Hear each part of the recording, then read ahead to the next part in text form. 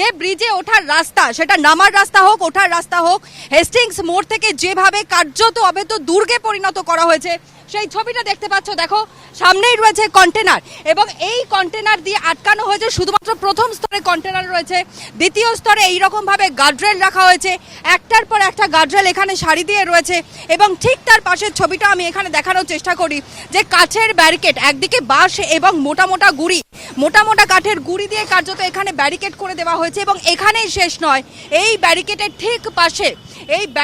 ঠিক পাশের ছবিটাও দেখাই, এই উপরে পর্যন্ত গার্ডরেল রাখা হয়েছে। অর্থাৎ কোনো মানুষ যদি রাজ্যের মানুষের যারা আসবেন তারা যদি এখানেও উঠে থাকেন কোনোভাবে, তাহলেও তার উচ্চতা কিন্তু এই পর্যন্ত গিয়ে আটকে যায়, সে আর এই ব্যারিকেড টপকে কিন্তু ওপারে যেতে পারবে না। অন্যদিকে দেখো এই পুরো মোড় জুড়েই কিন্তু প্রত্যেকটা রাস্তা, যেই 4 মাথা 5 মাথার মোড়, সেই রাস্তাটা সম্পূর্ণভাবে ঘিরে ফেলা হয়েছে এবং এর থেকেও আরও স্পষ্ট হবে সামনেই প্রিজন ভ্যান পর্যন্ত রাখা হয়েছে। সব থেকে বড় বিষয়, অসংখ্য গার্ডরেল এখানে কিন্তু মোতায়েন করা হয়েছে। এমনকি এই গার্ডরেল শুধু নয়, জল কামানের ব্যবস্থা পর্যন্ত রাখা হয়েছে।